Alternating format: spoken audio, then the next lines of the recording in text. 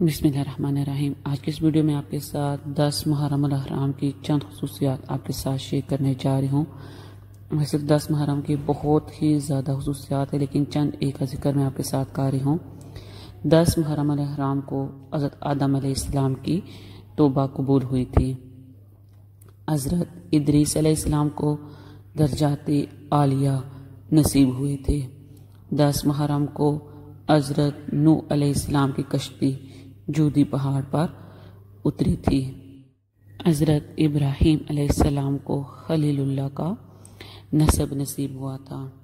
10 محرم الحرام کو حضرت یوسف علیہ السلام کو جیل سے رہائی نصیب ہوئی تھی۔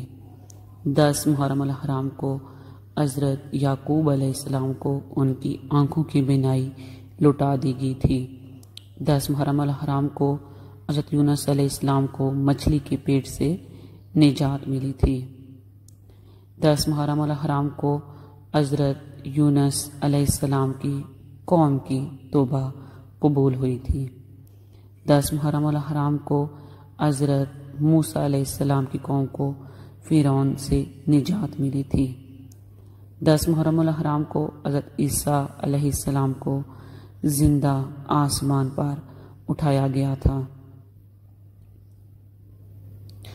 حضرت 10 محرم کو حضرت امام حسین رضی اللہ تعالیٰ عنہ کو شہادت نصیب ہوئی تھی، اور تمام لوگ اس دن کو بہت عقیدت کے ساتھ مناتے ہیں۔